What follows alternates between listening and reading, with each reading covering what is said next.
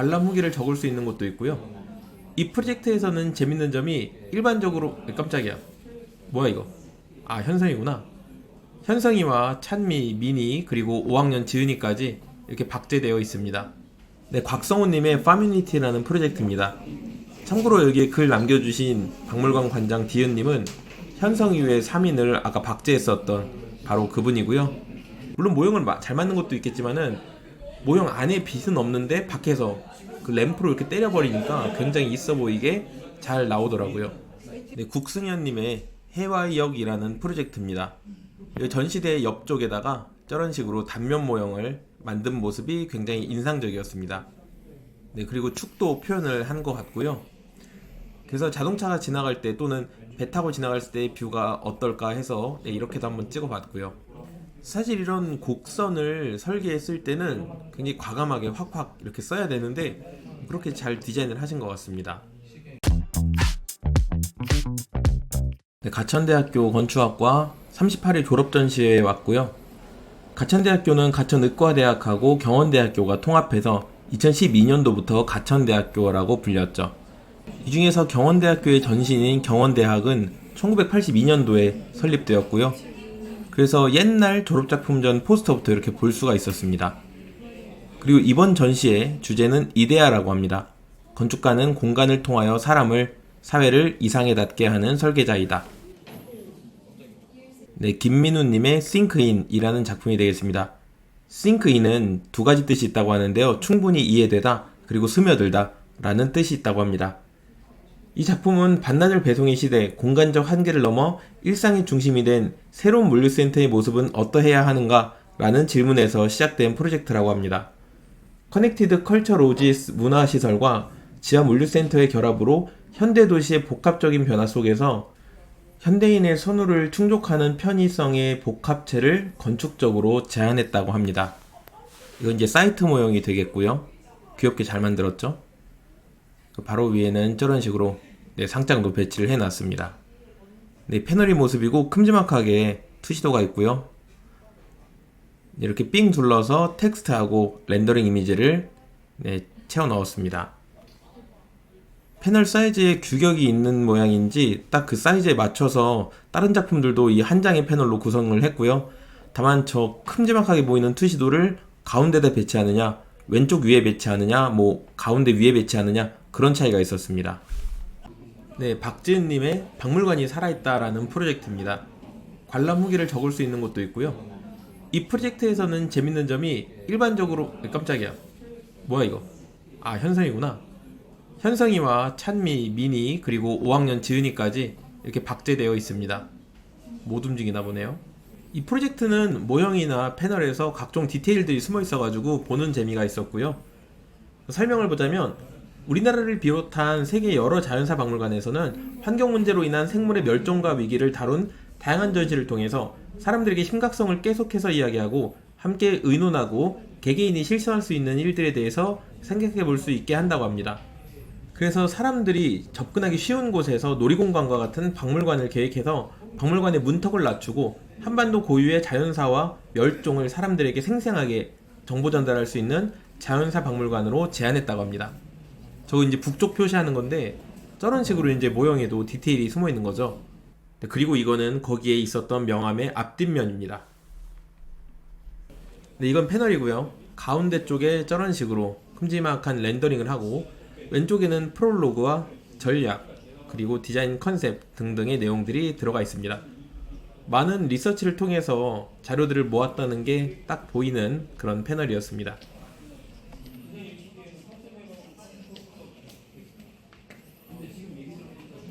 네, 서승희님의 서브스크라이브, 구독으로 연결된 커뮤니티 허브라는 작품이 되겠습니다. 일단 모형이 공면으로 예쁘게 되어 있어서 한번 촬영을 해봤고요. 이 프로젝트는 재건축 아파트로 인한 급격한 도시의 변화가 다세대 다가구 주택 거주자들의 커뮤니티 공간 부족 문제를 극대화했다고 해석을 했습니다. 그래서 사이트는 양재천 옆에 있는 재건마을을 잡았고요. 재건마을이 판자촌인가봐요. 그래서 재건마을은 강남에 위치한 판자촌으로 인근 주민들과는 상반되게 열악한 주거 환경으로 커뮤니티 공간 부족이 심각하다고 합니다. 그래서 보면 지금 보고 있는 저 보이드 공간, 그리고 옆에 있는 솔리드 공간 두 개로 나뉩니다. 올라갈수록 넓어지는 중앙의 보이드 공간을 통해 수직적 상호작용이 가능하도록 했고요. 그리고 보이드 공간을 중심으로 프로그램 공간들을 양옆으로 이렇게 배치함으로써 자연스럽게 동선을 유도했다고 합니다. 그리고 층별 테마가 유동적으로 변경되면서 다양한 프로그램을 제공한다고 설명되어 있습니다.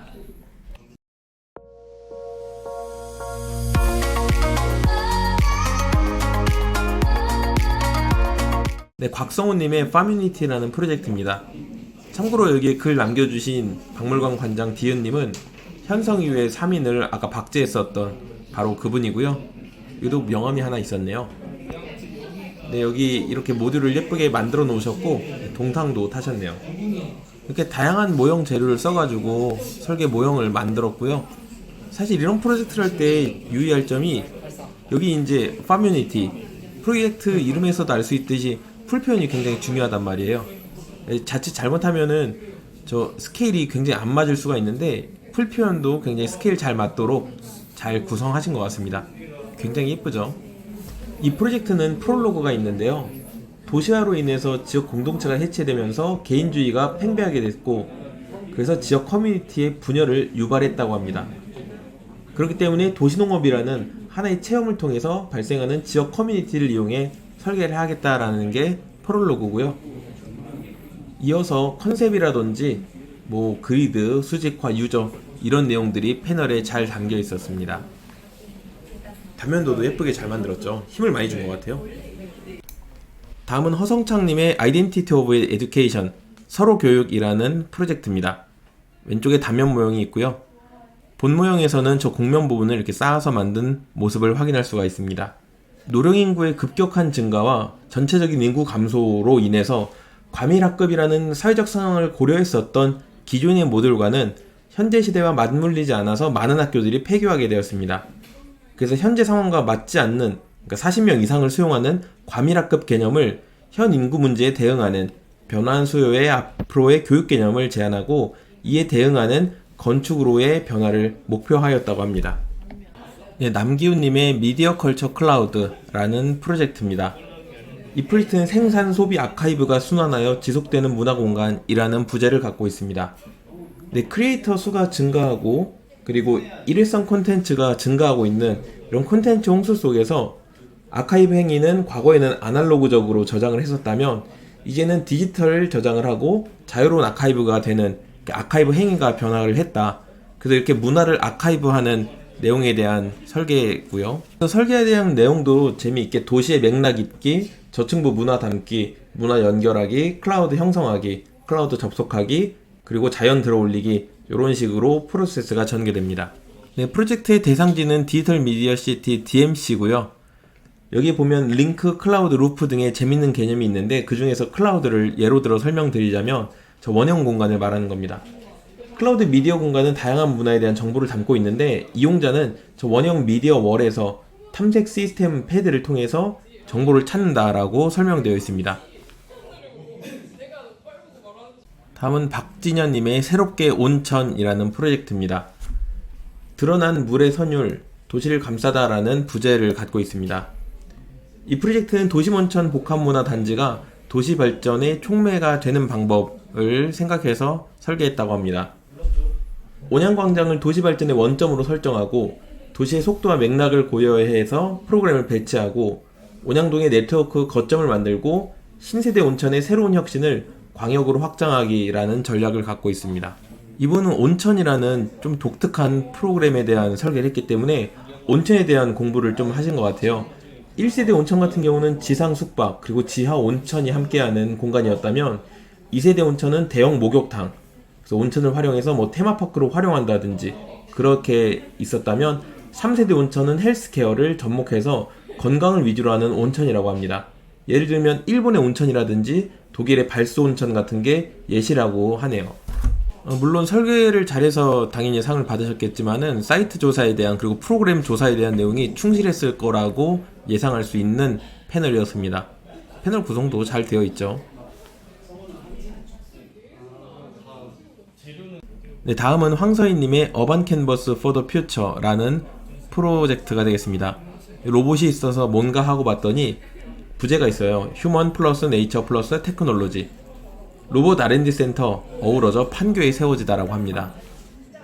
공간에 포함되는 객체의 종류가 인간, 기계, 그리고 로봇 이렇게 점차 증가하고 있는데 기계는 종속적으로 포함되고 로봇은 독자적으로 포함된다. 그렇기 때문에 이런 공간을 새롭게 제안한다 라고 하면서 설계를 하신 모습입니다. 그러면서 기술에 지배당하는 세상이 아닌 서로가 공존하는 세상을 살기 바라며 라고 패널에 텍스트가 쓰여 있었습니다. 네, 이건 패널이고요. 저 실이 뭔가 하면은 저 원형 다이어그램이 살짝 떠 있는 그걸 표현하느라고 저 실이 있는 거고요. 네, 키워드, 프로그램, 디테일 등등 다 쓰여 있으니까 자세히 보고 싶으신 분들은 잠깐 멈춰서 보시면 되겠습니다. 네, 이 작품은 송태영님의 Shared Synergy Atrium Nexus라는 프로젝트가 되겠습니다. 참고로 넥서스는 연결고리, 연계 이런 뜻이 되겠고요. 공유 피스 프로그램입니다.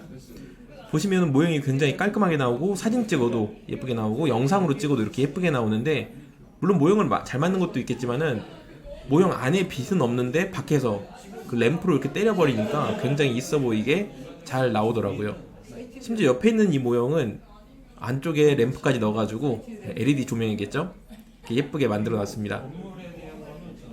굉장히 있어 보이죠? 예, 원형 계단도 외부에 저렇게 노출되게끔 해놨네요. 이 프로그램은 성수동에 건축 공유 피스를 만든다라는 개념이고요. 각 설계사무소들이 불규칙적인 업무량을 네트워킹과 협업을 통해서 하나로 연결하겠다라는 목적을 갖고 만들었다고 합니다. 갈수록 오피스 공킬률은 떨어지고 공유 피스의 전체 누적 면적은 올라가는 그런 상황이라는 내용이 이제 위쪽에 있었고요. 아래쪽에 매스 프로세스, 시스템, 연결, 아트리움까지 쭉 설명이 되어 있습니다. 이건 전체적인 패널의 모습입니다. 네, 이유곤님의 영세학교라는 프로젝트입니다. 아이들이 태어나기도 전인 0세부터 부모와 함께 학교에 다니면서 모든 비용과 책임은 국가가 진다라고 합니다. 저출산 해결을 위한 건축가의 노력이라는 부제가 붙어 있고요.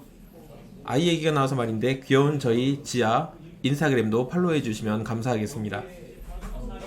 그래서 아이들은 0세 학교 내에서 성인이 되기 전인 19세까지 교육을 끊임없이 받을 수 있으며 0세 학교 내에서는 교육과 보육뿐 아니라 문화시설 그리고 체육시설 등 성장에 필요한 모든 시설이 갖춰져 있다고 합니다.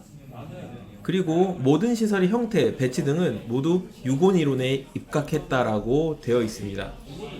여기서 이제 건축가의 제안은 모으다 플러스 합치다 플러스 공유하다인데 그렇게 해서 저출산 해결로서 0세부터 19세까지 양육 그리고 보육을 하는 국가기관인 영세학교를 계획하였다고 하고 기존 지역에서 제각기 떨어져 있던 교육 및 문화시설들을 한 블럭으로 뭉쳐 복합교육공간을 제안하고자 한다고 합니다. 배치 설계 주안점 등등의 이런 내용들이 패널에 써 있고요. 자세한 내용 보고 싶으시면 잠깐 멈춰서 보시면 되겠습니다.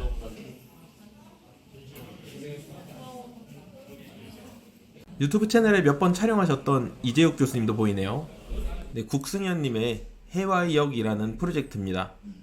이 프로젝트 사이트는 마로니에 공원이 되겠고요. 전시대 옆쪽에다가 저런 식으로 단면 모형을 만든 모습이 굉장히 인상적이었습니다. 네, 그리고 축도 표현을 한 것 같고요. 공연을 위한 공간은 존재하나 공연 제작 과정을 수용할 수 있는 공간이나 건축이 부재해서 길거리가 제작 공간이 된다고 합니다. 그래서 마로니에 공원의 공공영역 재정의가 이루어지며 해와는 다양한 문화를 수용하는 장소가 되었는데 오늘날 소공 현장이 줄지어 사라지면서 정체성 상실의 위기를 직면하고 있다고 합니다. 이런 프로세스를 거쳐서 설계가 완성되었다고 합니다. 그래서 이쪽은 이제 설계 프로세스에 대한 소개고요. 네, 공원 내 기능 해석과 재조합, 공원의 입체화, 지하 마로니에 배치 등등의 프로세스가 이렇게 패널에 소개되어 있었습니다. 네, 정유진님의 과거의 흔적을 따라 미래를 항해하다라는 프로젝트입니다. 온난화의 대책이 될 재생에너지와 건축과의 관계를 재정의한다라고 되어 있습니다. 그래서 온난화를 야기하는 주범이 아닌 에너지를 창출하는 동력원으로서의 건축을 제안하고 이런 R&D 센터는 그 시작점으로서 새만금의 변화를 이끌어갈 것이며 정치적 재물이 된 새만금의 새로운 정체성이 될 거라고 합니다. 과거를 살아온 잘못된 흔적을 따라 그리고 그 흔적을 지울 대안이 될 수상 태양광 연구 개발 시설을 필두로 새로운 미래를 항해한다라고 소개되어 있습니다. 그래서 재생에너지를 통해 새만금을 탈바꿈시킨다고 합니다. 네, 김동영님의 프로젝트고요. NOAH 노드 오브 아트 허브라는 프로젝트입니다. 네, 장려상을 받으셨고요. 사실 이 프로젝트는 패널을 보기 전에 모형에 이 쉐입에 눈이 가가지고 먼저 촬영을 해봤고요. 모형 형태 자체도 예쁘고, 그리고 보면은 뭐 브릿지 디자인도 그렇고 전반적으로 되게 신기하고 예쁘게 되어 있죠. 모형도 뭐 잘 만드신 것 같고요. 그래서 자동차가 지나갈 때 또는 배 타고 지나갈 때 뷰가 어떨까 해서 네, 이렇게도 한번 찍어봤고요. 사실 이런 곡선을 설계했을 때는 굉장히 과감하게 확확 이렇게 써야 되는데 그렇게 잘 디자인을 하신 것 같습니다. 그리고 이건 패널이고요.